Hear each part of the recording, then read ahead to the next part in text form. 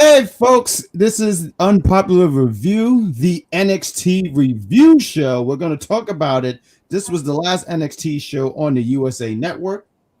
A lot of rich history here, some great matches, a lot of press conference, and some really cool things to talk about. We're going to talk about it all. We're going to talk NXT, last episode on the USA Network after these lovely, lovely intros. Intro. Ladies and gentlemen, welcome to Unpopular Review. Thank you all for clicking on our faces. New flag with all that. Okay, so I wrote down some notes. Shots do that. I don't want to sit too hard. That's twice. That'll probably go over about as well as Colonel Bobby. Because there was no Jay White side. Okay, just straight up bang banging.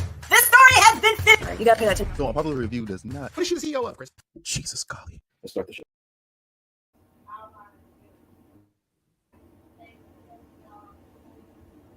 What?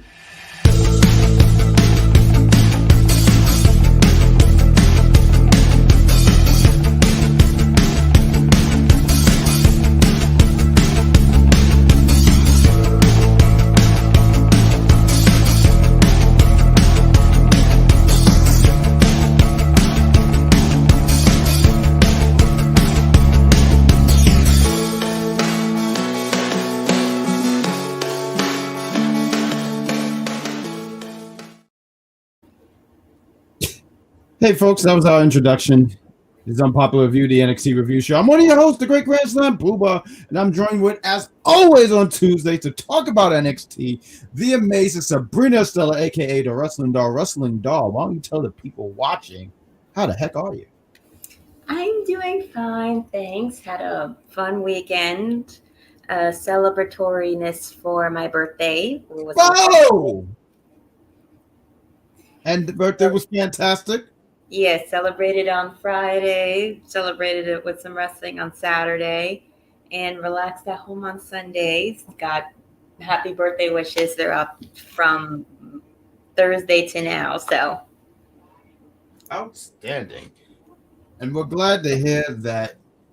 So we see in the chat, I thought, this is weird because usually George is the first one. So do you see the previous comments George made, or is that just me? No, I see all those comments. Okay, I only see this one where he says, I stand by my prediction, 2 title changes for next week. I don't know what's going on with my computer on my end. What's up, everyone? Not much, but NXT was okay tonight. Some matches, but mainly the press conference, some segments. Mm-hmm. And then a comment about the first match of the night that we had, which was Kaylani Jordan versus Ren Sinclair for the NXT Women's North American Championship.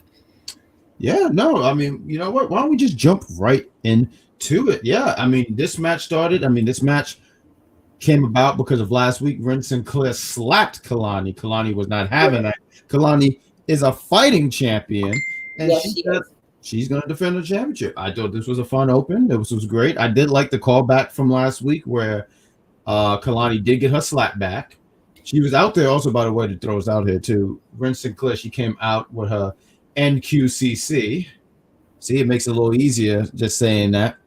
But usually I don't trust myself because I felt like I was going to add another letter.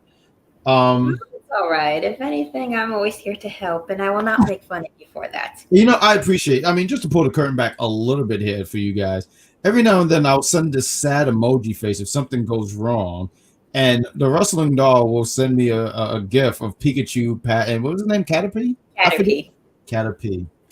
What real quick, we're gonna get to the match here, but we like to go and have these banters and stuff like that. What is he? Because he's a caterpillar, then he turns into what was that? That one I unfortunately don't remember the name of that form. Yeah, it was that green thing, right?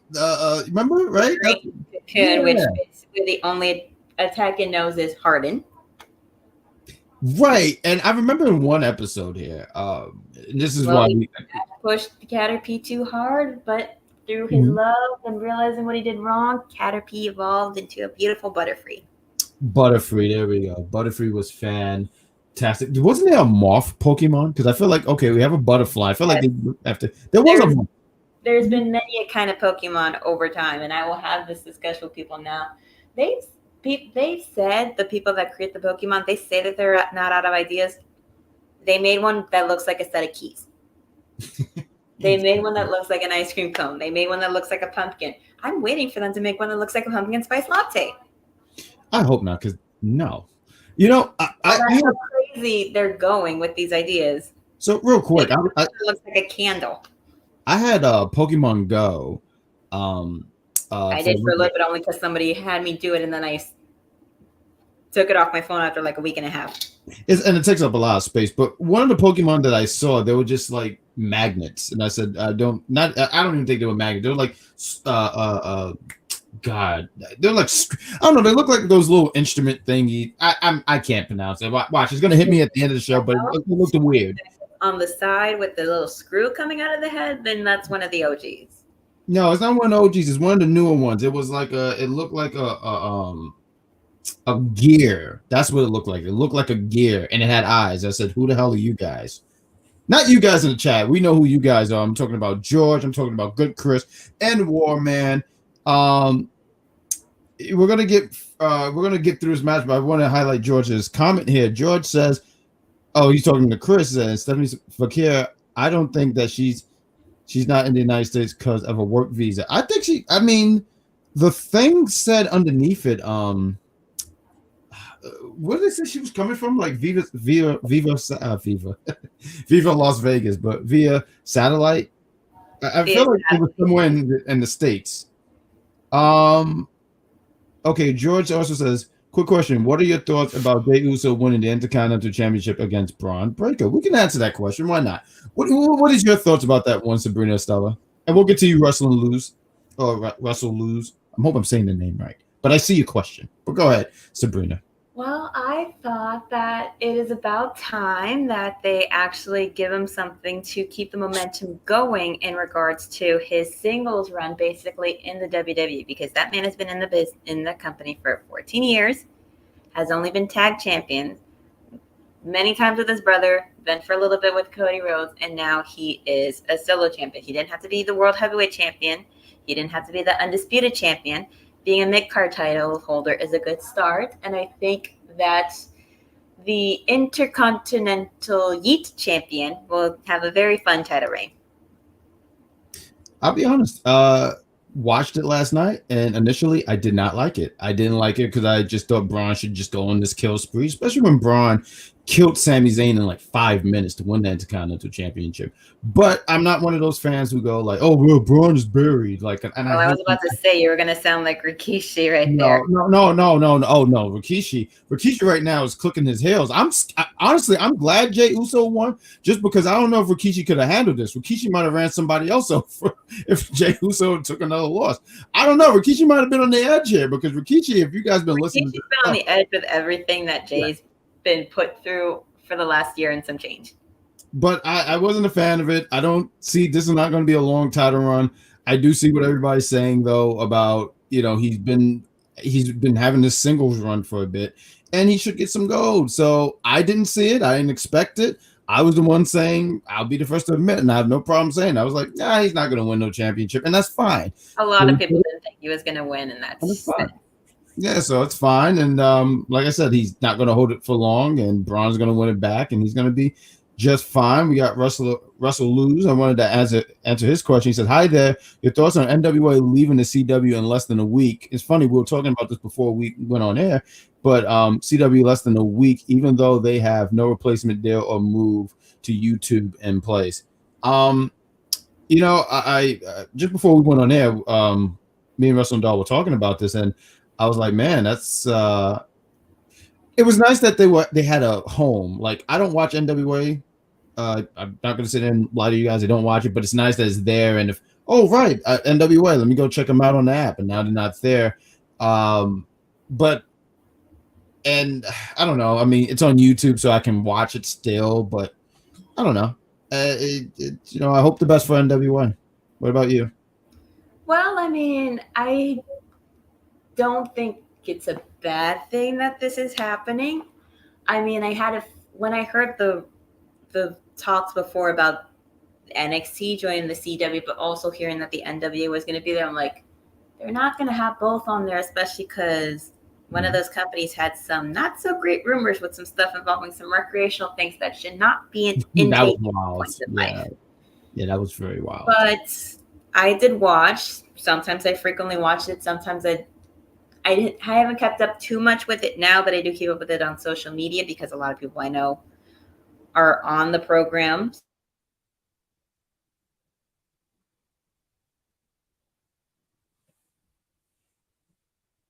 Am I still? Do you guys still So see I watched me? to see. Okay. No, it was me for a bit. Okay. Like I was saying, I've been watching free matches and full episodes of NWA for the better part of a couple years before it even moved to the CW and before it even went to shows or knew people that were on it. So, All right. I mean, if they go back to YouTube, that's fine. If not, if they decide to make their own up like TNA did, that's fine. Whatever Billy Corgan, who runs NWA, wants to do, it's up to him and it's up to everybody that's behind that. So some comments before we talk about this very first match here. Well, I want to highlight George real quick. George said he didn't expect Jey Uso winning. Same here. Braun Breaker overconfidence cost him, and that's an out actually. So it doesn't make Braun look weak. So right, good idea, Chris. Rhea Ripley was in the back eating. Well, that sounds very personal. I saw the video. It was so cute. It is. It's nice. I don't think Braun Breaker will get it back. He's getting it back. Braun Breaker is definitely getting that championship back. To be honest here, Corgan has killed the NWA, and I think it's going to become lost media. I don't think he killed it. Yeah. Jeffrey, he revived it. I mean, I had never heard of NWA up until around the time that he had took over. George, he says, Wrestling Doll, Tropical Storm, Helen is going to mess up the internet connect. Yeah, I have a hurricane. Which was around. Yeah, due to a tropical storm coming up this week. I'm going to be having some internet stuff happening tonight, I guess, even though it's supposed to come on Thursday and it's only Tuesday. I can't say New York is having any kind of tropical storm, but I had Tropicana, the orange juice. Really good stuff. See right here. It's actually, no, it's not Tropicana. I got this from somewhere else. Maybe I should clean up this area. We got Z in the house. What's going on, Z? He says, Yup. I think that's what he said. Yeah, he's here because y'all are getting ready for y'all's match against each other for the custody of me. You know what? At this time, I got this promo out the way. Look, Z wants to have this battle. It's you. Apparently, you're going to be hanging in the air. Whoever wins your service. The same way that Bad Blood is doing it with Rhea and Liv, with Dominic hanging up on so the we're going to put you in the shark cage. Rhea's my favorite. I don't think we should put you in a shark cage. I just think like somehow we have your contract in the air and we have a ladder match. And I just know Z doesn't stand a chance against me in a ladder match because I've never lost a ladder match. I've won plenty of them. I don't know how many ladder matches you've been in your life, Z, but I've been in plenty. I fell off ladders and I just kept getting back up because I'm the Terminator. And when it comes to when I want to win something, I'm going to win.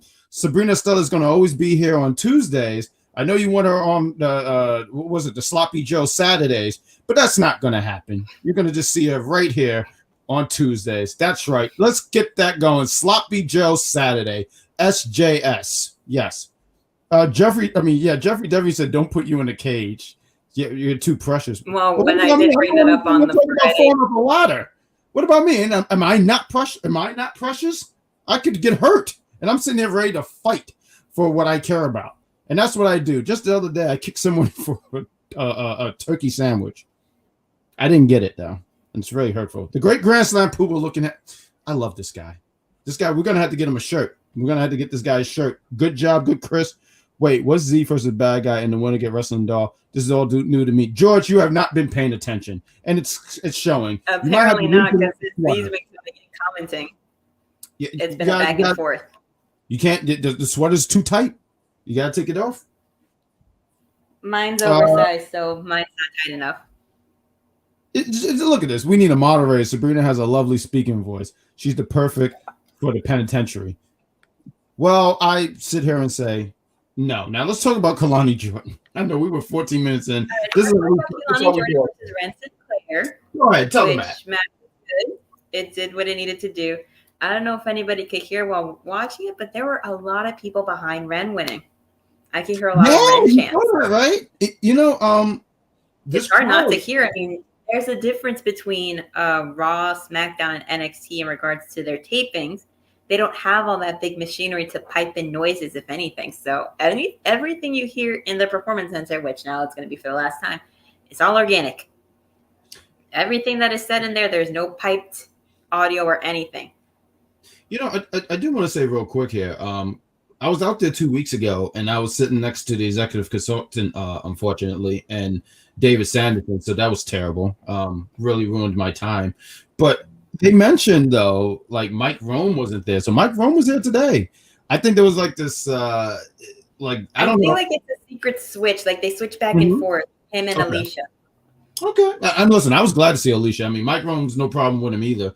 But it was really cool to see Alicia. But yeah, no, the crowd reaction, seeing that. But I like that Ren was getting that crowd reaction. I like Kalani. Kalani is great, but I like Ren as well. So it's kind of cool seeing that. And but then, like in the middle of the match, you would get that in between, like let's go Alani, and then he said let's go Ren. And I think both women did a really great job here. Some really cool stuff. Ren was working the ribs.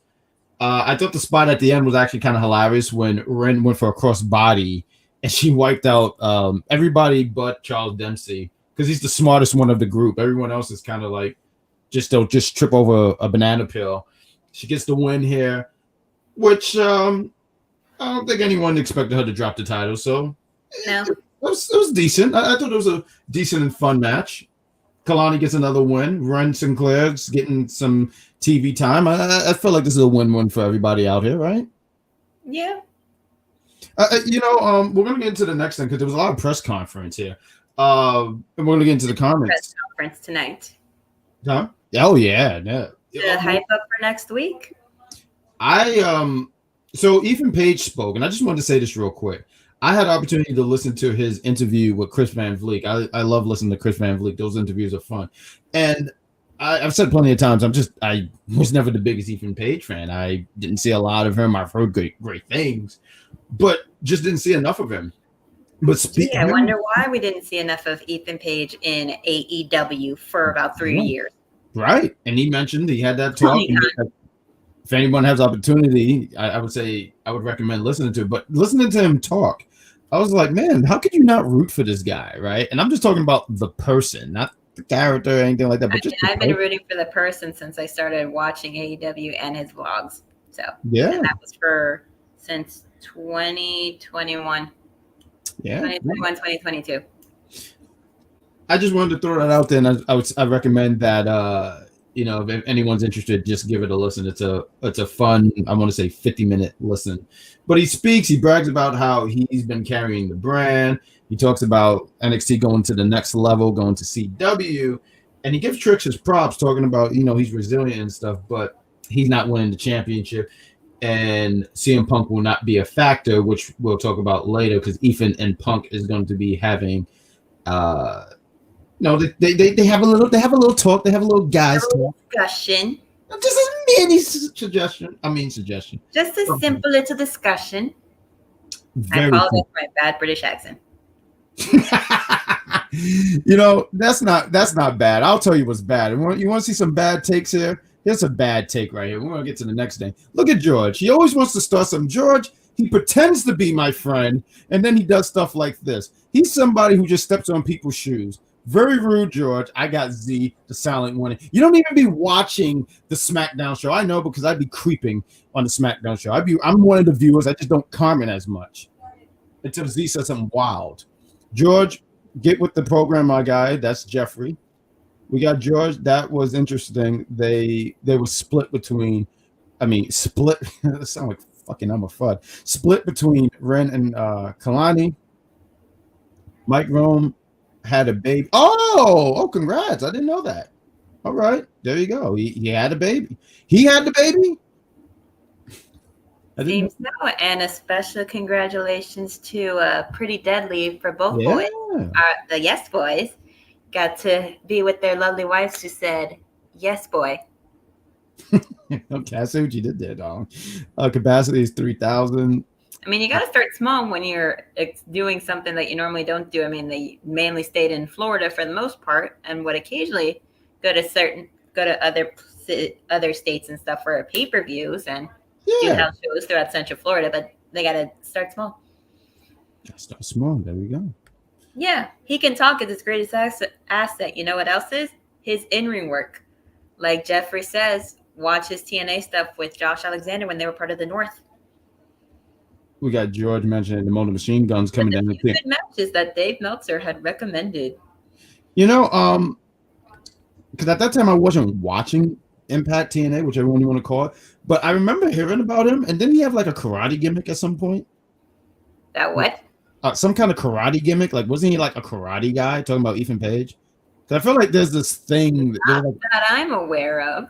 Okay, maybe I'm wrong here. If you guys remember, Josh Alexander has more like the amateur wrestling thing. He has like the headgear and all that. With the not Josh. I'm talking about Ethan. Didn't Ethan? No, I know. Maybe he did. Okay. We got good Chris saying I'm one. See, the chat is getting. I like when the chat is on my side. Hello, Charmaine says hello. Hey, Charmaine. Charmaine. Oh my God. I promise. I've only had water today, guys. Hi there, guys. Oh, this is a new H man. Nice here tonight, wrestling doll. Jeffrey. He says Kip Wilson and Stevie got mad. Yeah, right. I didn't know they were not good. Yeah, I didn't know. Good for. And it's not Kip, it's Kit Wilson. Oh, it's Kit. Oh, with a T. Okay. No. Yes. Okay. Because when I think Kip in wrestling, I think Kip Sabian, who's married to Penelope Ford. Oh yeah. I didn't know Pretty Dead. Well, that means they're good actors. Yeah. Hello, Jeffrey. And Jeffrey laughs. George isn't winning. I don't know what George. What's George? What are you competing in? What are you not winning? So I can sit there and laugh at you. We talked about the press conference. Let's talk about the Grayson Waller effect. Grayson's out there. He immediately wants to leave. They say, "Welcome back." He said, "Oh my God, that's so cringe. I can't wait to leave." Grayson is really good at what he does. There he brags about his win at, and not for nothing, right? Like, I get it, it's the character and everything like that. He brags about his win against John Cena last year. And man, oh man, did that not do anything for Austin Theory. And it's sad. I was thinking you said that, but like, what did it do for you, Theory? All it did was make you look like a joke with every other match you had before and after that, with you losing. Not to mention the fact that you cashed in your Money in the Bank briefcase on a mid-card title, and you still lost. And he still lost. I didn't even mind that, honestly. I didn't mind that because after that, then he turned his character around, because that whole selfie thing, I was like, this is not working. It was just a Tyler Breeze repeat. Yeah, and it didn't work for him. And so when he lost and he became more serious, I said, okay, cool, we got something here. I think Theory, he has potential, but it's just I don't know what's going on there. Like, I can't held back. Yeah, and like, when he said that, I was like, cool, you beat John Cena, but not for nothing. There's like 20 other guys that could say they have done that in the last 3 years. Like, didn't John Cena get wrecked by Solo Sikoa? And even then, I could sit here and say that didn't do anything for Solo, but like, like that, we said that, and like, what are we bragging about, But he brags about that. He brags about being John Cena. He talked about their win this year. He talked about his win, their win this year when they won the tag titles, and he caught my blood immensely when I saw that happen. I hadn't been that irritated watching a pay-per-view since watching Theory win Money in the Bank 2022. Oh, I saw that. I immediately stopped the pay-per-view. I was like, I'm done. I'm gonna stop watching wrestling. But other people gave me some hope, so I'm here. There we go. All right, they gave you some hope. Okay. Somebody was this close to never watching WWE again. That would have been bad, because then because who would have been here on NXT with me? Executive consultant? I would have quit. I would have been here with a brownie every week, because I would have been upset. So I'm glad that someone talks you back into, hey, things get better, because they do get better. I promise you that. Sometimes wrestling, wrestling sometimes it upsets people, and I get that. But every now and then there's that nice happy ending, right? Like, listen, you wasn't a big fan of Roman Reigns' run, but when Cody dethroned our tribal chief, you was happy, right? Yes, because I knew that the executive consultant was going to be dead wrong and crying practically when that happened. Oh, it was embarrassing. I was there when he started crying. Like, there was not enough tissue in the building for him. Like, it was raining so bad I got on a freaking canoe because I said, I can't swim. Stop crying. And he does that weird noise when he cries. It's very petrifying. There was kids who said, "Oh." I won't. Not to mention Mike's kid got in his face and be like, "It's over." It is, yeah. So it was a sad day for us all. I think I'm talking about the executive consultant crying, but I kind of shed a tear too.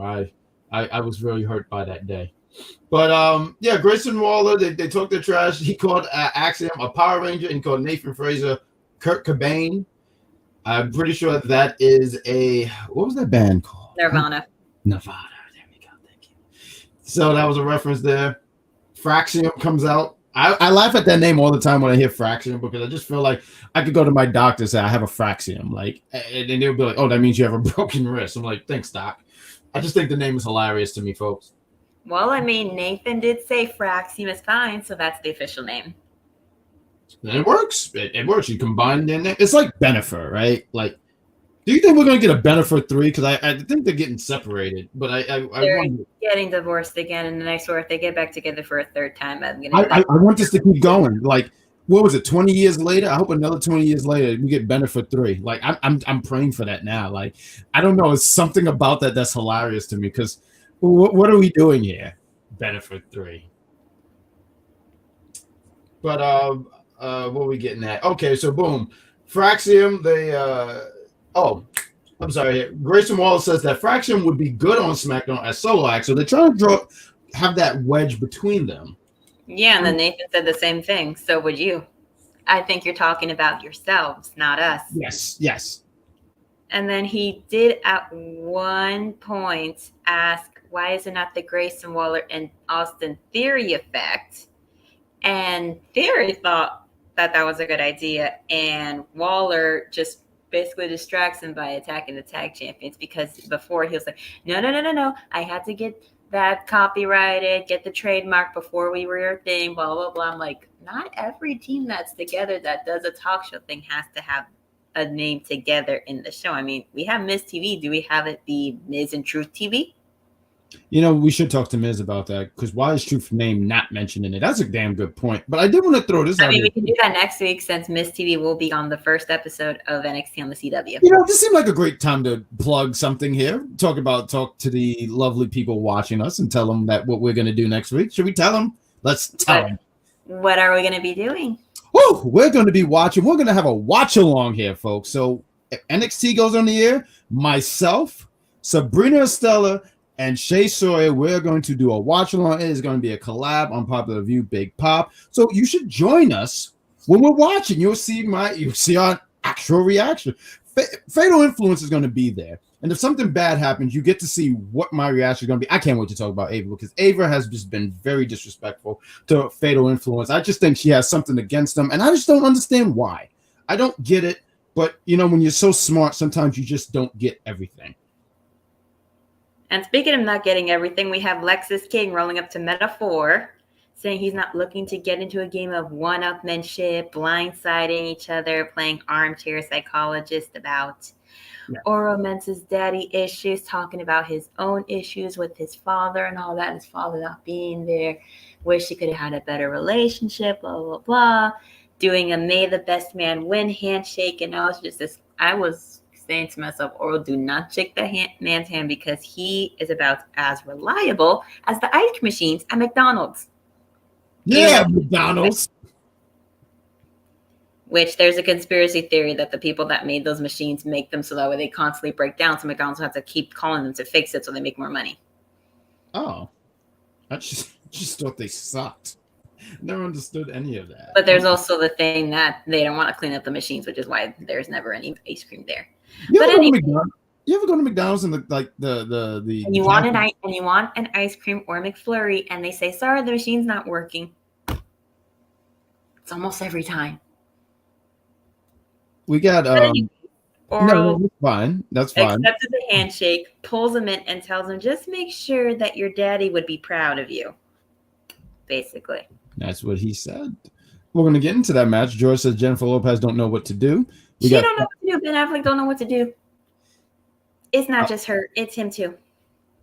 He did play Batman, so yes, he don't know what to do. Jeffrey says that's awesome. O'Shea will be upset when Ethan lose. When that happens, we are going to see that girl cry, and I will try. And I'm going to enjoy all of that. People don't understand what I go through. Not that nobody cares what I go through, but I'm going to enjoy all this. I'm gonna shed the biggest smile in the world, and I'm gonna wave the Canadian flag because I am in fact Canadian. They are cool enough to, Jeffrey, and Jeffrey tried to. He also too. He pretends to be my friend, and then he does that. Very rude. I'm glad we got to see the lovely Jakara on TV twice. She's a pretty girl. And she did look like a 90s supermodel with the camo pants with the Calvin Klein underwear top sticking out, which was a very 90s thing. Ron, are you going to be a NYC karaoke event? If the thing is still there, I'll go there because I plan on singing "Make a Man Out of You." That is my go-to song. Yes, yes, yes. George, I'm sorry. I mixed the G's up, guys. My bad. I'm going to be watching y'all watch along and Shay, I told you. Are you saying Shay, I told you, or Shay, I told you? I'm confused here. Are you trying to say said? He's saying, I'm going to be watching y'all's watch along, and Shay, I told you. Probably like meaning I told her. I told her about you, George, and she's very aware of how you turn on people. I think George is the greatest heel of all time because he just turns on people. Like, I don't think he knows how to be loyal to anybody. That's what he does. I don't think he's like Brett on AEW. No, but George is a lot cooler. Like, no disrespect to Trent. I think Trent is a pretty cool guy, but George, I don't know. Well, he does it with style. Trent bores the ever living crap out of me whenever I watch him on AEW. You know who George remind me of? You know who's a turncoat? I will tell you who's a turncoat. Buzz Lightyear. I don't trust Buzz Lightyear. His first appearance, he got Woody kind of homeless. Remember that? Like, Woody used to be Andy's favorite, and then Buzz came in and did all that. So George is like the Buzz Lightyear. That's what I wanted to get at. But what's the next thing? We got Hank and Tink against the Good Brothers. I just want to say real quick. Actually, they were walking and talking, putting the Good Brothers over for their accomplishments, but that all the respect went out the door the second that they cost them their chance to go for the NXT Tag Team Championships and that they're going to beat them tonight. And then after that, we get Ashanti the Adonis walking around the lounge, looking for a girl to pawn his flower off. Brinley tells him to leave. He leans his eyes over to Tatum, and he's interested in her, She says her heart is to someone else, and he goes to try to find someone else, and then Brinley's just looking like, wait, what? Here's the thing that when I was watching this bit, I was thinking to myself, God, this happens so much. When girls and or guys see other girls and or guys that are hitting on other people that have hit on them before and they say no, all of a sudden when they're showing interest in other people, all of a sudden they magically want them. I was like, that pisses me off so much. It is one of my biggest pet peeves in people. I'm just like, if you didn't want them, someone else will. So don't go after what you can't have just because they don't want you no more. They don't want to give you the time of day because you said no. And I'm just like, this man keeps flirting with everything with the freaking pulse. It just reminds me of so many people that I know. I was just like, make it stop, make it stop, make it stop. I honestly like this gimmick for Ashanti. I'm sorry, I had to think about his name, but Ashanti is just, I said before, I'm a fan of his. I mean, I like his in-ring work. His in-ring work is decent. Yeah. I will say that I've seen it both in the Performance Center and at a show that I went to a couple years back. It was a triple threat match with him, AJ, and a NWA star named Brian Idol. It was a decent match, I will say that. But anyways, with all this happening, with all these shenanigans, I'm just like, how many of these player heartbreak characters are we going to have that we've had over the years? I mean, that's the thing with wrestling. A lot of times we see characters that are like a play off a character that we saw many years ago. I mean, this is nothing like HBK. It's nothing like he's not setting the world on fire with something new. I think he's just trying to add his own little spin to it. And I like it for him. I think it worked for him. I think that it also shows, like I keep saying here, it also shows a little bit of behind the scenes of what happens with some of these workers at shows, because some of them are flirtatious with each other, and with some of the people that go to these shows. Yeah, and I know we're going to talk about it because he plays a factor in that tag match later on. But I wanted to highlight real quick. Go ahead. Jeffrey says Pepe. I get Pepe Le Pew. It reminds me of Pepe Le Pew. Pepe Le Pew. Pepe Le Pew was actually, I don't know, like, I know they try to like. The problem is that one kind of border from being like interested to being kind of stalkery, and also being like the whole I'm going to make you like me whether you like me or not, with like down to like holding her down and trying to kiss her when she would run away. They got rid of Pepe Le Pew. I was watching Animaniacs, I think it was like 2-3 years ago, and they actually brought him back for a minute. I was like, oh snap, he's back, and then they erased him out of existence. Pepe Le Pew, not like he was a favorite Looney Tune character of mine, but his cartoons used to crack me up. And then people said, hey, he's doing this. I said, oh, guess goodbye, Pepe. Pepe Le Pew was actually charismatic. Was he really charismatic? I mean, I remember as a kid, we thought that was charisma, thought back, we were just like, wait a minute. There are cartoons that you just won't ever take notes from, and Pepe Le Pew and Johnny Bravo are two of them.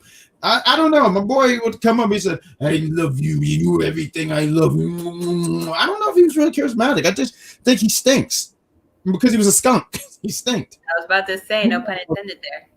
Huh? Ooh. I was about to say, no pun intended there. Oh, yeah. He was funny, though. He was kind of funny. I'm not going to lie. Like, I don't even think he's on Max anymore. Like, because I watch Looney Tunes. I'd be watching Looney Tunes. I don't even think they have any of his cartoons. I think they really washed him off. Warman says, Jack, there's one Warman who respects and care for you. Thank you, Warman. I always appreciate you. We talked about that segment, and we're going to play that back into the tag match. So we got Hank and Tank, right? I don't think there was any other segment before that. Hank and Tank against the Good Brothers. I just want to say Hank and Tank. It's just an interesting tag team. They got what people would call when watching NXT the jobber entrance, meaning their entrance wasn't played on TV because it was played during a commercial break. Sure. Where they walk into the ring, they have their entrance music, and in their case, getting the people hyped up and all that stuff.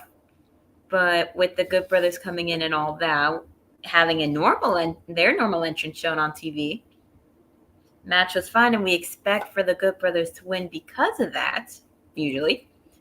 But Hank and Tank held their own for a bit, even though it seemed like for a good while that they were going to get destroyed by the Good Brothers. But they pulled one of them out of the ring, and they did their finishing move, pinned the other one, and got an upset win. And the Good Brothers are going to be hunting their asses down next week. Yeah, this is not done. I think really what the Good Brothers went down there for was to give Hank and Tank that rub.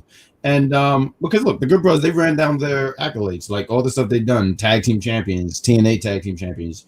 IWG. Yeah, like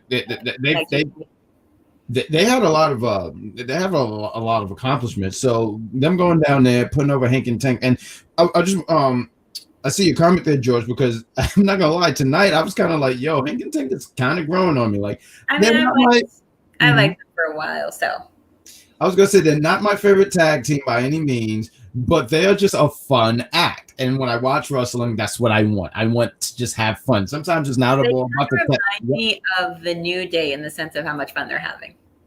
Yeah, before all the shenanigans and buffoonery that's happening now with them, to the point where we feel like Xavier's going to turn on Kofi Kingston and inevitably beat the crap out of him, unfortunately. They just seem like dudes who just like, they seem like guys that if I saw at the bar, I would just have a good time with them. They just seem like those kind of dudes, and their whole stick. I don't know. It's just something like what I actually kind of laughed at this. He said, "There's two things in life that's guaranteed. We hit first and we hit last." I said, "What?" I don't know why, but that should be on the shirt. But I do. Well, I mean, it does make sense in the wrestling ring. If you hit first, there's a good chance you'll be hitting them last and then winning. Hello, there you go.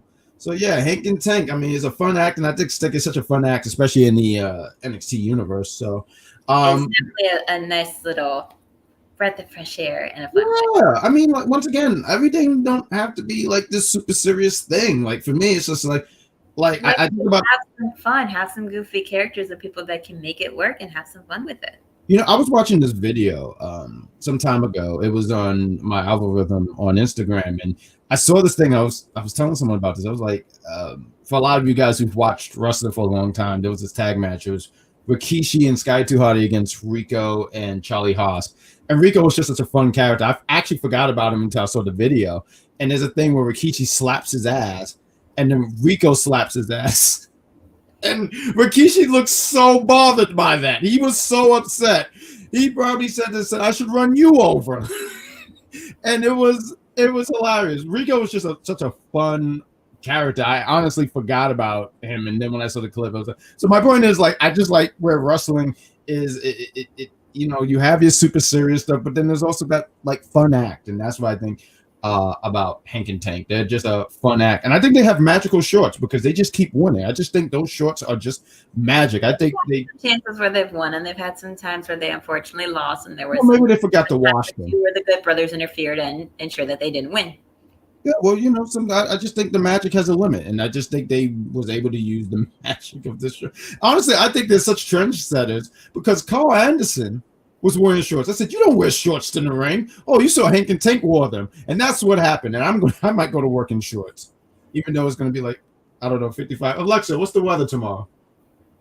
Tomorrow in Rosedale, you'll see showers. Oh, that's terrible. High of 69 degrees Fahrenheit and a low Oh, it's supposed to rain tomorrow. That's fucking awful. Oh, let's. Okay, thank you. Okay, thank you. Oh, let's move on because she might keep talking. So we have Javon Evans talking to Cedric about his match with Randy against 2H, telling him that it's a dream match, which not a lot of people get in the early stages of their career, especially on their WWE career. So props to him.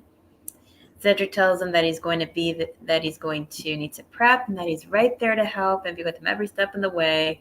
And then A-Town Down Under come in, mocking them and offers to help Javon, given all the success. And Cedric talks his trash, and then Javon says that Uncle said he's my dude, so if you want to take some action. Oh my God, is that Kevin Owens? And then they jump, but that was hilarious. It was a joke, and they try to regain their composure, and then the baby faces walk away. And I was just like, nice callback to the New Day and America Made when Kofi said, is that the white six right behind y'all? Mm-hmm, mm-hmm. I was going to say, I feel like they just did that joke. Right, that had to have been yesterday then. Okay. Next match we have is Mensah or Mensah. Why did I put Mensah or? That is hilarious. Going against Lexis King. I thought it was fine. I mean, I was glad that something that you mentioned plenty of times, like Aura's so good and he should just get all the flowers in the world. And being the resident punching bag for the metaphor, right? And what was it? Lexis King beat him a few weeks back. Lexis King was trying to show that he has a change of heart. He's not trying to cheat. There's a moment where he has his foot on the rope and he says no, but Aura says, well, okay, fine, I'm going to do that, and he pins him. And Lexis seems so bothered by this because he got cheated. I don't know where they're going with this. This looked like a setup where Lexis is trying to get in the good graces of Aura, and then when Aura lets his guard down, Lexis attacks him. Because I just don't see Lexis being a babyface. I just don't think he's not going to be. You see those sideburns? Those sideburns alone aren't going to let him be no damn babyface. Not for nothing. I just wanted to highlight Jeffrey's comment. I saw that comment too. Yeah, I just want to highlight Jeffrey because that's hilarious. Rico with the sideburns could give Lexis King a run for his money. Rico had some fire sideburns, dude. Like, you can tell my man was taking good care of him. Matter of fact, I saw a picture of him. I don't know how recent it was, like if it was last year stuff. The man still looked pretty damn good. So, shout out to Rico, man. I just want to say shout out to Rico because I just think he's someone that a lot of people might not talk about from the Ruthless Aggression era, and he left a mark on me because he was funny. George says Karl. I almost said Karl Weathers. I'm sorry. Karl wearing shorts. I didn't see that. Yeah, I noticed that. I don't know why I was paying. I don't think any of us saw that coming. But Grayson Warren, Austin Theory shouldn't be talking because Randy RK, both Grayson and Austin. Oh, Kevin Owens knocked them both out. Absolutely. No, he did. They did.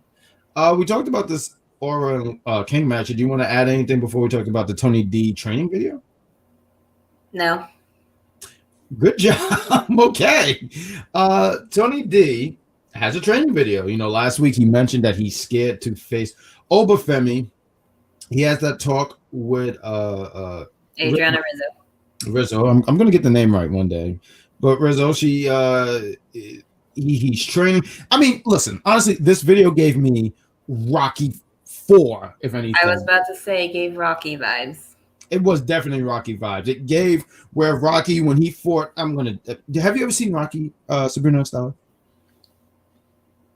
It's okay if you haven't. It's fine. Okay, I thought you were about to literally cry and be like, you haven't watched it? No, Sabrina Estella, I'm going to say right here, I have nothing but love and respect for you, so I will never judge you. If you was an executive consultant, I would have walked out if he said something like that. But you, all the respect in the world. That's okay, and I do recommend Rocky IV. The only thing I know from Rocky is the training montage scene with the Eye of the Tiger playing. You know, I remember I did a sit-up once, and I had that theme play, and I said, this shit don't work. And I stopped because I just thought I would keep going, and it didn't. I didn't have the Eye of the Tiger. I had the I Quit. The I Quit of the Tiger? I was not Tony the Tiger that day. Absolutely not. Good job, Sabrina Estella. But in Rocky IV, he's training. He's yes, Rocky IV where he fought Ivan Drago. Absolutely, George. And he's in Russia. He's running up the snow, and they had this really great music. It was so great. Like you get motivated. Like you just want to punch a bear in the face. And he's training. And then his wife comes because at first she says, you can't win. But then there's true love because Adrian goes like, I'm here. And then Rocky said, and then after that, as he's training, he's lifting shit up. He's running through snow. And then this music goes, dun, dun, dun, dun, dun, dun, dun. It's so good. Rocky IV just gets you pumped. Like, right? Oh, I'm jogging after this, man. But Rocky IV, that training montage is the greatest training thing. And then you see the Ivan Drago, he's taking steroids. And Rocky, and I still don't understand to this day how Drago kills Apollo Creed. Not Cruz. I'm so sorry, Apollo Creed. But then I'm glad he didn't kill Apollo Crews. I like Apollo Crews. But then when Rocky faces Russia's greatest villain, and he has all this steroid, but Rocky could take it with the heart of America. I'm not gonna cuss. I'm sorry. I was about to say a word, but the training montage was great. What did you think about this? That I felt like I was watching a Rocky movie, and I didn't really have anything else to say about it. So I'm just prepared to see that Tony D might possibly. You know what? I want to talk about that. Have a chance to dethrone Obafemi this time as opposed to last time. I want to talk about that. I want to ask you guys this: how do you feel about if Tony D is the one to dethrone Obafemi? Because personally, for me, I don't think it should be Tony D. I just don't. As far as physicality, he would have more of a higher chances in comparison to everybody else on the roster right now. Do I think it should be him? I wouldn't say yes, but I wouldn't say no either. So I don't really have an opinion as far as for it. But I just would like to see Obafemi have some more matches with people before eventually dropping the belt to somebody.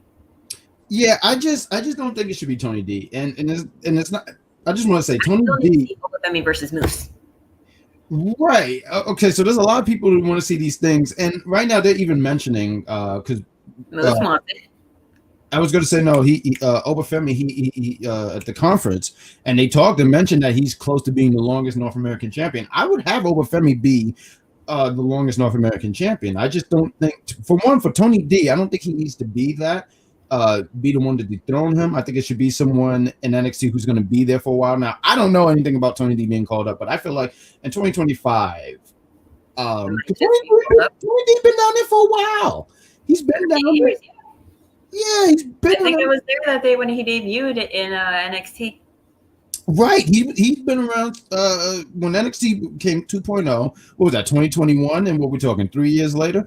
I think it's and you know. It's hard for me to say all this because I'm like, Tony D, you call him out, but then I'm like, then what about his crew? And I don't think you're going to leave his crew there. But I'm just saying, I just don't think Tony D should be the one. I would do it for somebody else. I would have Obafemi just be this dominant beast with the North American Championship and just keep beating dudes. That's what I would do. I think Tony D should come close. It was October 5th, 2021 when he made his debut. So in less than a month, it'll be 3 years since he's been down there in NXT. Right. And I feel like he's done a lot in NXT. I mean, okay, he didn't win the North American Championship. But he won Tag Champions and the Heritage Cup.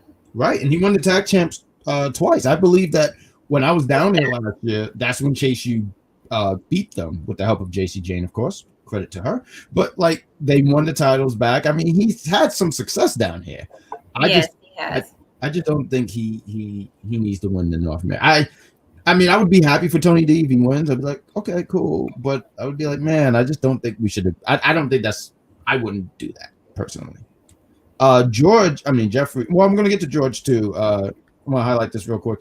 He said that scene was fire at the end of the scene. Rocky yelled Drago's name at the top of the mountain. Absolutely. He watched Rocky 4. That was a great movie. It shouldn't happen by Tony D is what Jeffrey's saying. And Jeffrey also says, give me Moose and Obafemi. Oba, I'm sorry, face off. We also got Good Chris in the chat. He says, Obafemi versus Hikuleo for the North American. I heard that Hikuleo might be going to NXT. I don't know for sure because I don't have any source. Might be coming in. There's some things that due to not working with the company anymore, Zilla may possibly have been signed to go over there, but there's nothing that's been said, so I have no idea if that's true or not. It's all stuff that's just in the air because I mean, don't know at all. But Zilla fought too. Matter of fact, funny story. I remember like I was on social media just scrolling and they just said, oh, Zilla fought too. That's Rikishi's son, right? I just want to be sure. No, that's Umaga's son. That's Umaga's son. Oh, okay. Yeah, that's Umaga's son. No, Rikishi's sons are Jimmy J and Solo Sikoa. Okay. No, because I asked all these things because I know when I saw Fight 2, someone said there's more. They made a joke and said there's more. So yes, there's definitely. You know how many there are? You know how you always say that Nick Cannon's going to make an army that's going to take over the world? The Fauci's are already doing that. You know how big that family is? It's huge. They're everywhere. And you know what? And I think Nick Cannon knows this, and that's why he's trying to compete because that's ridiculous. He didn't need to compete with nothing when it comes to having kids. That man just likes having sex with unprotected sex and having kids, and he has the money to take care of them. So he does. And speaking of people who are able to take care of what they wanted, we have Ridge Holland going against Riley Osborne, which I knew you were going to enjoy. Let's go! Enjoy it. I loved all of this. Look, can I take over here real quick here, Sabrina, Estella? Please do, because I literally don't have much to say other than that. I was impressed that Riley had jumped out to attack in the beginning just to try to slow him down, but I felt like you should have pushed him against the barricade or against the steel steps to really slow him down a bit, but you didn't do it.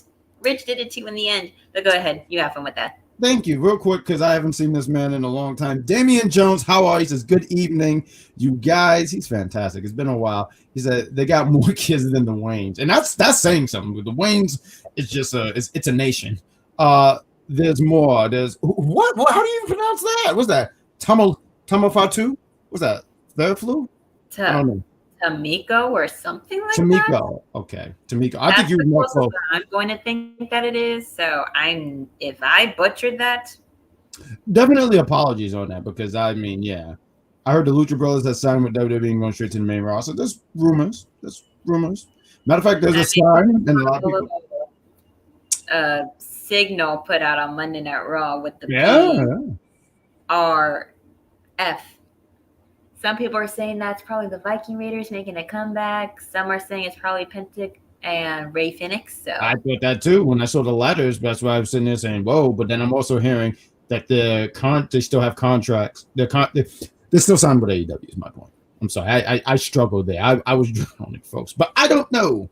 And Damien says, "All good over here. What's up with you?" I'm talking about some NXT here, Damian Jones, and I'm about to talk about the great Ridge Holland. Ridge Holland, who has been systematically destroying Chase U because Chase U is a terrible university. Now, Riley Osborne, he did some flips. He did his thing. And I'm not going to lie. I was actually impressed by Riley Osborne. I see why Andre Chase is using him because that's what Andre Chase do. He just uses people to chase you. Like,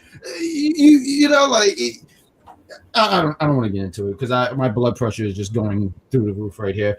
But while he was doing some stuff, I thought it was a really cool move that he did here. I do want to give some spotlight to him.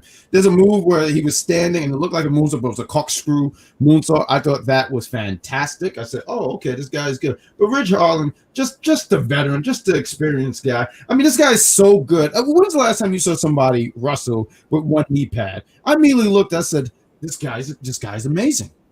When that's happened. He's setting trends. He's setting wins. He beat this Riley Osborne. and he gets ready to just demolish him. Listen, when I was out there 2 weeks ago, look, I love Duke. I just wish he was on the right side of history, but he continues to just, like, oh, I want to stand up for Chase U. No, sit down, please. But Raleigh, I gotta give him props though. He's fighting Ridge, like he's getting ready to take him out, like how he took out Andre Chase and Duke Hudson. But he's fighting back. Thea's getting into his face. I immediately turned my back when Thea was doing stuff. I said, Dad, I'm on to you. But I thought it was good that Raleigh was fighting back and not just taken out. I do think that was unique, because I thought Ridge was going to take him out, and then I don't know, maybe 2 weeks later, Andre comes back. He comes back after he came from his gambling problem and do something. But yeah, I loved all of this. I love when the good guys win. We need to celebrate more stuff like that. Thank you, and continue to take your vitamins. And I'm out of breath. I might have to get some water. What's the next thing we got here? I think it's the Miz TV thing. Why don't we combine all this? Tony, Miz TV, he has a video package, and he talks about, he saw the training video from Tony D, and he says, why don't we have a signing, Tony D and Obafemi? But they never said where this match would be. They're just gonna be on Miz TV on the first week of NXT being on the CW. Is that going to be the second week? Because next week's the first. You said the second week? First or second week. Well, he says he'll be here next week for Miz TV, so it's the yeah. No, I was asking for the match type. But I mean, when they're gonna, like, all it says is that he'll be there for Miz TV and have him there as his guest. So, we got October 1st. So I'm thinking that's the signing. I mean, yeah, because October 1st is next week, right? I'm sorry, everything just seems so combined for me. Why don't we talk about speaking of Obafemi, why don't we talk about he didn't really do much talking at the press conference. He was asked about Tony's training vignette. He says that he can fool the family, but not him. Mm-hmm. That he sees in his eyes that he's broken, and he's done answering questions. Love that. And then we go to the Wesley Zachary Wentz interview, which when I saw it, I was immediately getting Matt Riddle and Seth Rollins vibes when they did that. Oh, absolutely. Because of how angry that Zach looked at Wesley. And they just went at it. Like Zach called him a B word and promised to beat the SHIT out of him. And Wes says that the separate rooms are for Zach's own protection. And he crosses the line when Wes says to tell him to make sure that Gigi doesn't watch next week. Oh, I like that part. I like that little dig right there. Which kind of reminded me when Seth Rollins said to Matt Riddle that your wife, about his wife and children, they're like, they don't even want you around anymore, do they? And when Zach tells him to keep Gigi's name out of his mouth, and Wesley just kept saying her name over and over again and just tells him where he is. He gets up, takes up the microphone, and Wesley sees that and he thinks, oh, he's giving up, he's leaving. And he's like, can I go? Cool. And then as he's leaving, Zach comes in and they start fighting. And like 10 security guards, 5 for both of them, had to pull them apart. I think it's great stuff. I still know Pop, I know Wes has done some really foul things. Like he beat both Zachary and Trey. Flew out to Dayton, Ohio to beat up Listen, I don't blame him. He interfered in his business. And I said then, like, hey, look, like, hey, if you wanted to match with Wes, you should have waited your turn. You double team my boy. So I can't sit there and say I feel better, Trey. Definitely feel better. Definitely watch your back when you go in parking lots. That's what I do.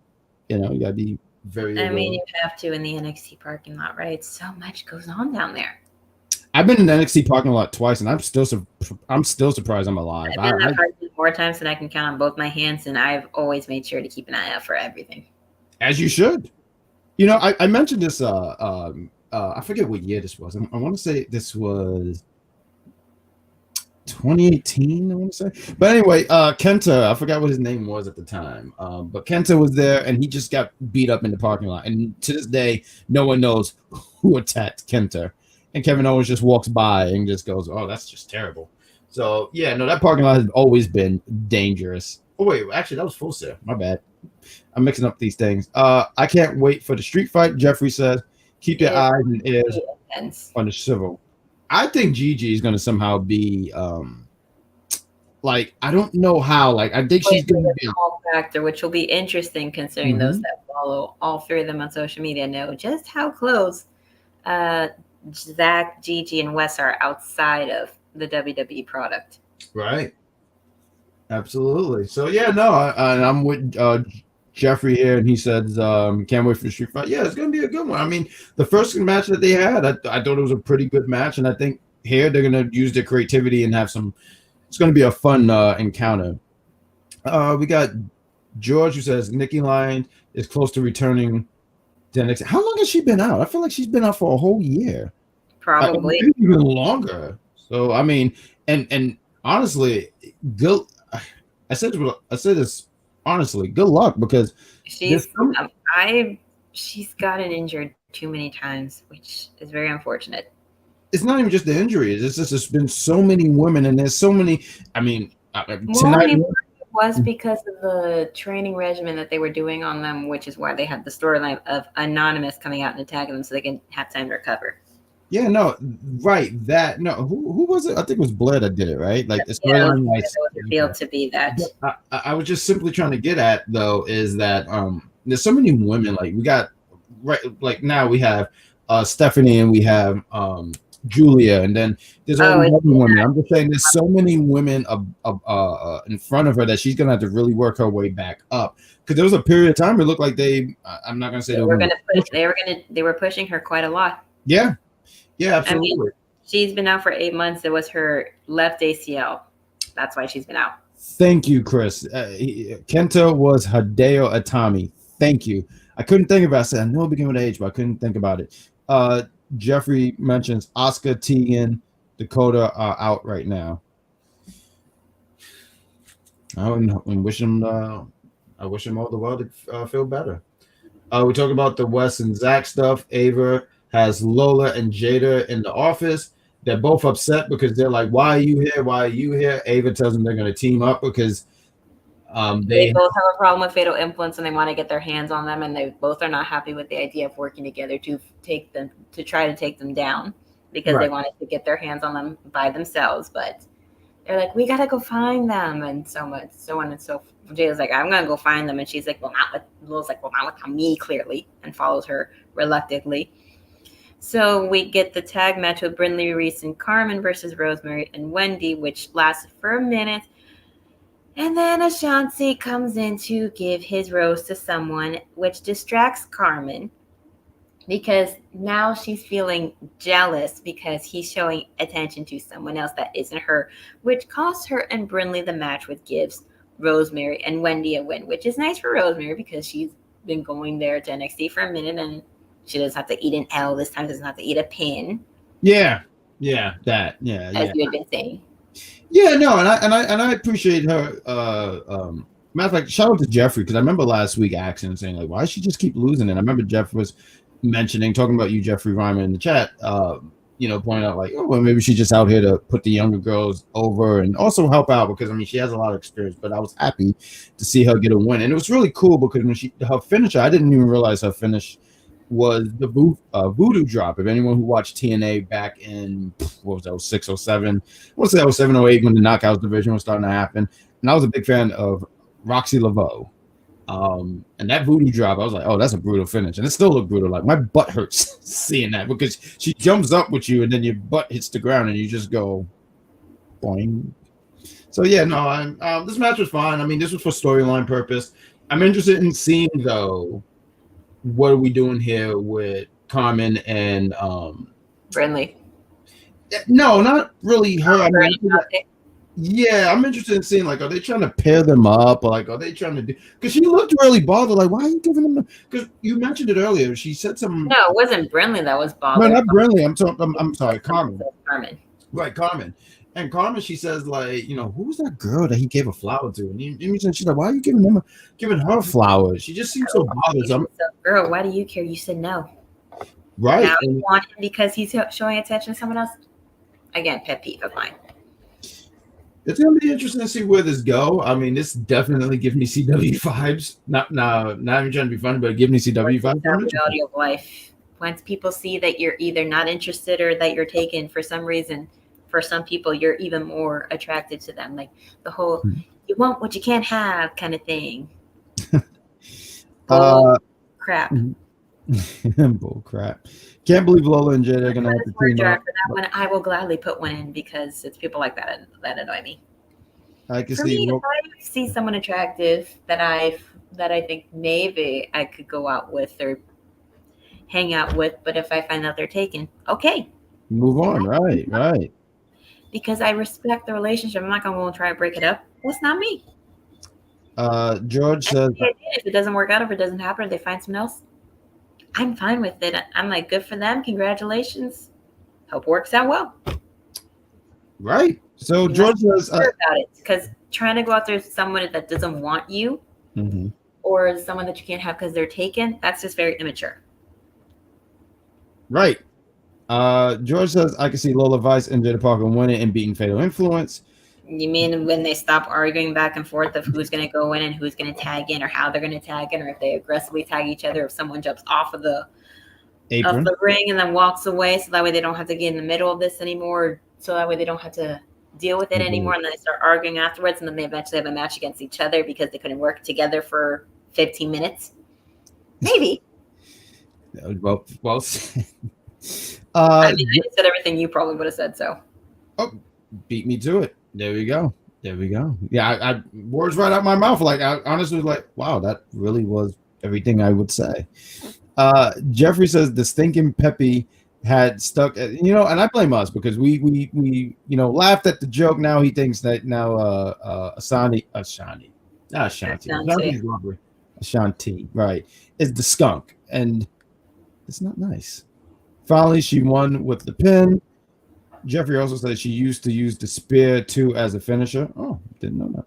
Karmen didn't even get in the match, I don't think. I think she did some things. I saw her kick. She was in there briefly and then tagged Brinley out in there, so. And George agrees, CW vibes. They do have a nice list of shows that they put on that program, so. Do you think we're going to be... I almost feel like we're going to be getting at some point some crossover with TNA and CW, like some NXT guys will be on some CW show. I don't want to say NXT guys on NXT show. Like it's this show, they should be there. But I'm saying like do some kind of stuff with CW. Like I don't know what shows they have anymore because they're getting rid of all the DC shows, so I don't even know anymore. I don't know either. I only literally had the app just so I could watch NWA. I didn't really pay attention to the other stuff. Man, I wish NWA was still around. I mean, that would have been great. They sent Thea Hell and NWA, and Chase U. I don't know. I don't know who's there, but they just feud with somebody. I just don't know the people there enough to speak on it intelligently. Let's talk about this. Ethan Page rolled up to CM Punk while he's talking to Soruka, said he doesn't like him putting himself in the match as a referee. Punk says, appreciate the honesty. And he says that he's seen Punk as a referee. He's been where he's been, and he's not interested in dealing with the drama. And Punk says he's not going to allow any drama or any cheating from both sides. Going to call it down the middle. And if he's the man of the night, he'll raise his hand high. And if he's not, he won't. Then we have the press conference with Fatal Influence, and they're saying that they're the top of the women's division. They'll prove it by winning the championship, that Kaylani doesn't deserve to be champion. And then you see Jada and Lola coming in, trying to go in there and fight them two, trying to figure out who's going to be the two that are going to fight. They're like, what? Just wait till you get there. Same thing as the Quarter Catch Crew. Where was the security for this? What are we doing? Lola and Jada back. There was not enough to hold on real quick. I gotta highlight this guy. This is my guy right here. This is my Big Joey Cool right here. He's the Kevin Nash to my Bret Hart. Good evening, Jack Pack and Wrestling Dog. What is going on, Joseph Fault? He is fantastic. I love that man. He is a great man. He's very tall and he eats tacos. And Thank you. He is a fantastic guy. But let me get back to the security. Where was the security? What, did we lose all the security yesterday when they had to stop Bronson Reed and Braun Bronson Strowman. What are Reed. we No, doing? security holding Lola and Jada back so they wouldn't go in there. They got too close. They got too close. Didn't like They that. were at the doorway. They should have never been by the door. Come on, Wrestling Dog. I know you agree with me here. I'm not saying anything about it. I'm very upset at this. I'm gonna write a letter to Saying Ava. anything about it. Ava, what are you doing, Ava? Ava, I've given her nothing but props about her GM skills. Ava has a lot to deal with right now. And speaking of a lot to deal with, we had A-Town Down Under danger against Cedric Alexander and Javon Evans, which it was a fun match. It was fun to see Cedric and Javon work together. They're both high-flying people, so it was fun to see that. A couple of spots where it was like a little thing with timing and like with things like that, which does happen in wrestling. So I'm not calling it a botch because unfortunately things do happen. Or when I'm watching a match or when I'm watching a video or when I'm recording, I do see them talking to each other sometimes. Like, oh, you got to hit me here. Oh, lift me up and all that stuff. Like, so that way they don't forget. Just the personal thing I've noticed over time. But, I mean, the match keeps going. It's a lot. And Grayson and Austin look like they're having a moment where they're having like some miscommunications, but they won with the pinfall on Javon Evans with Fraxium coming in. They accidentally trip up and Waller lands the blockbuster and Fraxium chase the heels off and they argue amongst Cedric and Javon, which y'all shouldn't have come in to try to help. They were able to handle it decently. Well, what happened was Nathan came out there and he did a lot. Axiom was trying to get him down. So there have been this friction between these two. So they wanted to add more. There's friction with 4 of the 6 people in the teams that were down there. Right. And I'm sorry, that's my train of thought there.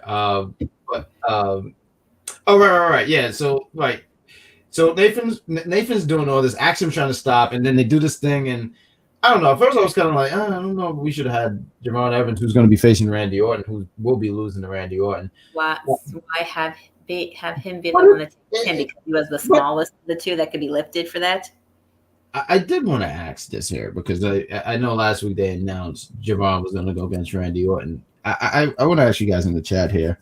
What do we think that RKO is going to look like? Because everyone's already talking about it's going to be a crazy RKO. What do we think? It's not as crazy as the one that he gave Evan Bourne when he was doing the shooting star press. That was a wild one. You know, another one that was a really good one. So, like, when I think of like 3 really good RKOs, it's that one because that was damn good.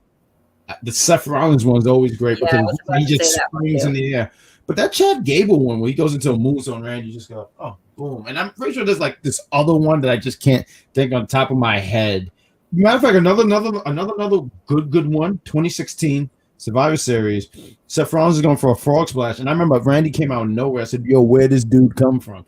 So I'm just saying, what do we think this RK? Jeffrey's saying it's going to be midair. It has to be midair, right? It has to be. But the original OG of NXT is known for his high flying before and after debuting there. So I was just thinking that George agrees. He was saying he was just thinking about the one with Randy Orton RKO'd Evan Bourne. So I said Evan Bourne. But yeah, I at first I wasn't feeling Javon losing, but at the same time, A-Town Under, they're the ones going for the tag title, so they got to look like some kind of threat. I don't see them winning those tag titles, of course, but they got to look like they can at least be contenders for the they look about as threatening as a chihuahua with little to no body hair. Yeah. Both of them. While we talk about this Trick Williams one, I mean, you want to just run it down real quick or what the things he said before we talk about the final press conference with Roxanne and Julia? Yes, so he's answering the questions. He's saying winning the title back means everything and that he wants to be a part of the elite group of 2-time champions. Putting all the history to the side, NXT is reaching new heights. He wants to be the lead of it, and he will do everything in his power to make sure that happens next week, basically, which is the big summary of it all. There we go. Yeah, and he talked about, he spoke with Punk. He knows Punk is going to call it down the middle, and it's up to him to win the championship, and he wants to Carrie just burned into the new era. So, I mean, we're going to be here once again to watch it live, and we hope that you guys join us live when we do that. But let's talk about this Roxanne and Julia face-off. I thought this was They had everybody leave the press conference room to go to the ring to have the final press conference with Byron Saxton being the mediator. With him asking the questions, and Julia is about to answer the first question asked to her when Roxanne was like, you really think she's going to take that belt from me? And then Byron's like, Roxanne, I do not hit me, but you need to be quiet and let Julia answer. And so she does. And then Julia is basically, she's speaking in Japanese, and she says, translated from Funaki, is that she Funaki, and she says that she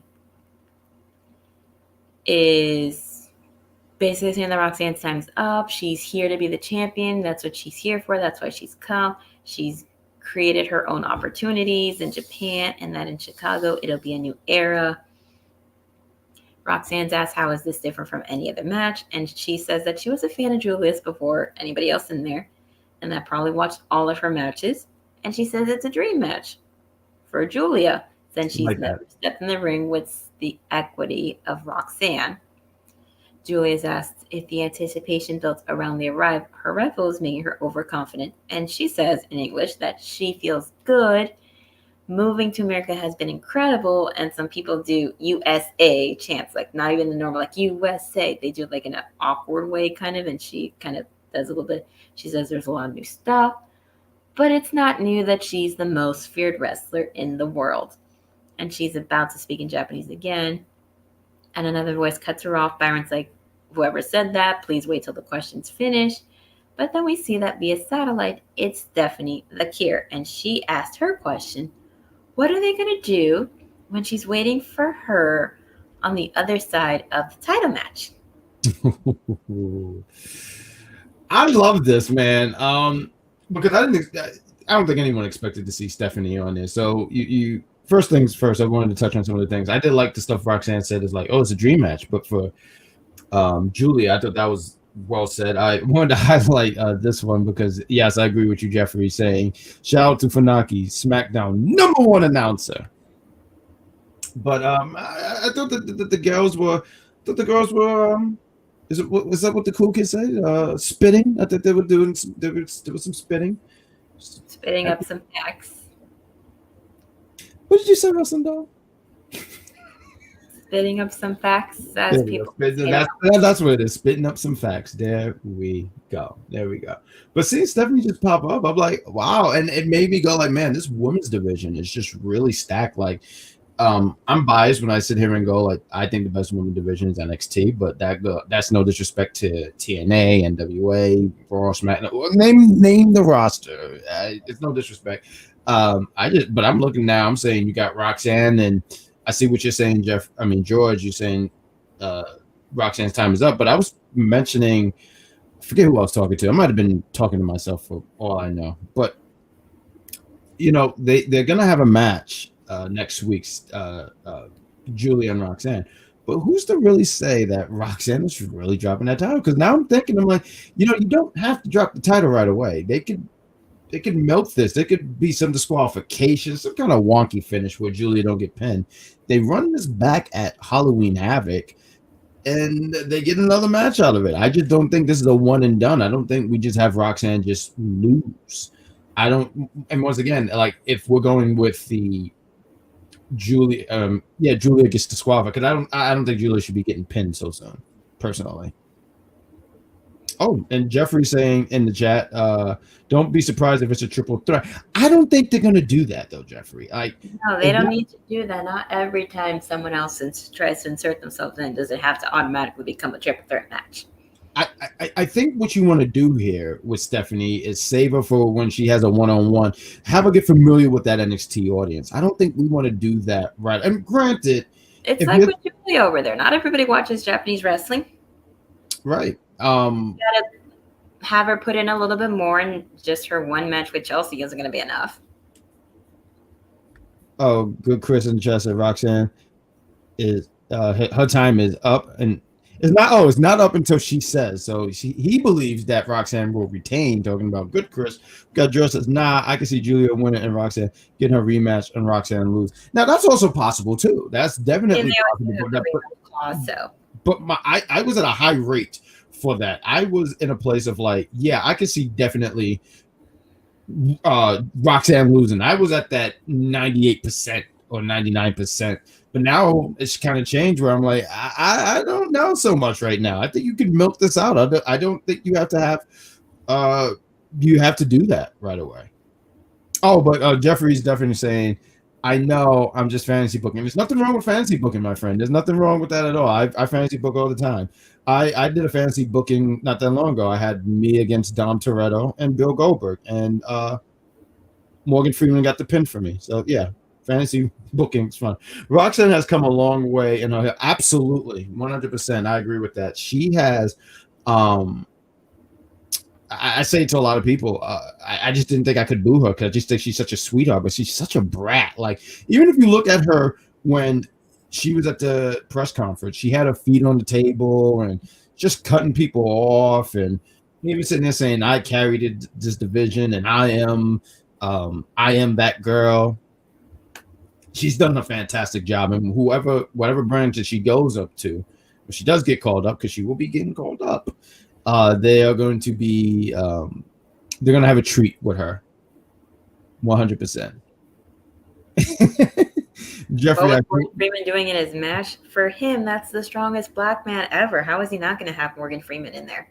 Absolutely. You know, one day what I'm going to try to do for you guys is I'm going to play some 2K and try to have some footage up. I'm going to try to minimize it and maybe have it like 55 seconds. If you guys are for that, I might do that. Maybe my first match would be against Dom Toretto because I'm so tired of him. We got George who says Ava is going to make sure that their match where no one gets involved. I mean, yes, but she might do that after the first encounter. I mean, something wonky might happen. I don't know. I just don't know. But it happen in order for that to be established. Because even though we saw Stephanie via satellite, whether she was already in the performance center or she was somewhere else, not in America yet because of a work visa. I'm sorry, Jeffrey. I apologize. I should listen to you. George also says that you mentioned Chris. Roxanne Perez has been in NXT since 2.0. Yeah, and I think it's time. She has been in there since people thought that it was going to go down the drain because it wasn't like the black and gold era, that it was too bright and colorful with the setup and all that. And I saw and I was like, well, I don't know how this is going to go, but I want to highlight this because I'm sorry, I didn't mean to interrupt you. My apologies, but I wanted to highlight this because, what if Cobra Jade comes back and gets a disqualification finish or something like that, and then she would obviously help out Roxanne. That's her sister, since she and her like to call herself CM Punk and AJ's kids, basically. Yeah, and CM Punk recently did share a picture of a little card that they both made saying a happy 100th birthday. Punk is 100. Damn, he looked good for 100. No, he's not 100. They were just joking. Oh, I was going to say, damn. Kids that call their parents old, even if they're not old, like kids that say to their parents, "Ew, you're old," and they're like, "I'm 40." That's not old. My mother's birthday is tomorrow. I never used the word old for my mother. I said, "Mom, you are timeless." And unfortunately, I've still say that to my mom, so I don't unintentionally call her old because I wind up doing that, and she likes to guilt me in a joking way, and I'm just like, Ma, stop it! I do not mean to call you old. No, you should never call your mother old. Yeah, because they still got the I don't know. I think it's like older woman strength, and you just don't want to mess with any of that. But that is the NXT review show. I want to thank you guys. I want to say good. We see you, good Chris. We see you, Jeffrey and George. Jeffrey says, I'm never calling my mom old. You would never see me again. Absolutely. Like, you don't do that with moms. Like, there's something about mom. I think my mother can do, if anyone plays Street Fighter, I think she could do a Raging Demon. And I think I would be gone after that. So, yes, I would never call mama old. But this is an unpopular view. This is the NXT review show. We're going to do some plugs here real quick. Sabrina, Estella Another fun show, another great one. You guys in the chat, you guys make it fun and lively. I want to say thank you guys in the chat. We ask questions. You guys come through. You give us your thoughts, and it's all welcome there. It's all welcome there. We appreciate that. Appreciate you guys following Unpopular Review. So why don't we tell them? I mean, you guys can catch us on Tuesdays, but there's some other great content, some other great shows going on. Sabrina, Estella, you want to tell them because there's something for everyone, right? Yes, there's something for everyone. Like, for instance, on Monday nights at 6, you have the Mike Knox Show for the intelligent wrestling fan. Tuesday nights at 7, you have AC and Freckle Sensei talk about Monday Night Raw.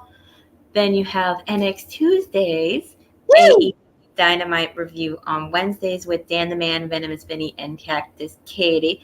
Top 5s and or predictions on Thursday nights to discuss whatever pay-per-view might be happening or top 5s of any matches or wrestlers out there. And then on Saturdays, we talk about Friday Night SmackDown on the SmackDown Penitentiary with the Wardens, Vic, and the Z is silent.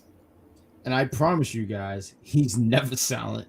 But they do a great job. I mean, all the cast hosts do a fantastic job. I mean, I want to give a shout out to everybody, all the cast members from Unpopular Review Wrestling and Entertainment. There's so much content on entertainment as well. Two things I can really name on top of my head. We have the challenge. That's what Mike Knox, Cactus Katie, and One Shay Sawyer. They talk about the challenge when it goes off the air. I want to say it's around 9:30. Me and the Trio of Destiny, me, Cedar Superior, and Vic. We're talking right now about Agnetha All Along. So if you guys like Marvel stuff, we go on right after because it comes on around 9. So I'm gonna say like 9:30. We'll go on live. So yes, please check out all the stuff here. I wanted to highlight George, Bad Guy Jack. Your mom will call Bill Goldberg. It bothers me all the time that she tells me Bill Goldberg is. I'll tell you guys a real quick funny story here before we cancel the show. Go home. I said, "Hey, Ma, your favorite wrestler hurt my favorite wrestler." And then she said, "Oh, you like?" She didn't say Bret Hart. She said Bred Hart, Bread. And I had to say, "No, it's a T there, Mom." I love Mom. It's her birthday. I'm gonna put a bow on my head so she can realize she has the greatest gift in the world. Like, you guys are the greatest gift in the world. In the chat, thank you guys. We didn't do our plugs. I'm so sorry. Sabrina, Estella, I know you do it every week, but we have to keep doing it so people can keep going because I know you're climbing the mountain. You're climbing that mountain that one Rocky Balboa did in Rocky 4 when you have your YouTube channel there. Sabrina, Estella, tell them what that YouTube channel is. Darn it. Well, you can follow me on my YouTube channel, The Unofficial Camera Woman, where I go throughout Central Florida, occasionally south, to record wrestling matches at independent shows where you can catch some current and or former WWE, AEW, TNA, NWA superstars out there, and just be ready to see whatever matches come your way, whether it's someone that you know or someone that you hadn't heard of before but might want to look into later. Whoa! And you want to click the link is in there. There's a link for the Big Pop 30 podcast. We usually drop an episode on Monday, but because of scheduling, we dropped it today. So it's out there. We talked about everything that happened last week. We should be recording again Sunday. And it's a good time. And also, once again, cheap plug. We will be back here next week. We're going to do a watch along, and that's really going to be the show. So you're going to get our live reactions. NXT on the CW. That's going to be a fun time. I think it's going to be a fun card. We have Trick Williams against Ethan Page. We have some other things going on. We have the street fight with Wes and Zachary. We have the NXT women's match with Julia and Roxanne. Whoa! We have Miss TV with Tony D and Oba. Yeah, I think it's going to be some really good stuff here. I think it's going to be a great time. You're going to see our live reaction. I can't express it enough. You're going to just see us live. We usually go for the after show, but we're going to do it during the show. And we hope to see you guys there around 8 o'clock-ish or so. And let me close this book here because that's where all the notes. And, thank you, Jeffrey. He says, happy birthday, Mama Bad Guy. I'll pass the lovely words to the mama. I love as well. I will. Definitely will. And he says next week is going to be fun and there's going to be a lot of yelling. There's a possibility of that. Depends on how the matches go, and possibly some crying depending on who wins or who loses. I never cry. I'm not talking about you. I might cry depending on what goes on in this fatal influence here. I gotta watch my JC Jane shirt and make sure that I'm prepped for next week. But that's the show, guys. Right now I'm just running my mouth here with you guys, but that's the show. Sabrina, Estella, why don't you tell the lovely people watching, once again, thank you for watching. Hit that like, subscribe button. That helps us out a lot. And why don't you say goodbye to the people that is watching? So let me see what this last comment is before. Have a great night. Thank you, good Chris. Thank you very, very much. So why don't you say goodbye to the people watching? Yeah, there we go. I mean, so sad that they're gonna fight, but we'll do it with you. We're gonna say goodbye. I think I'm doing it with my wrong hand, but I have to use this hand. Good night, folks.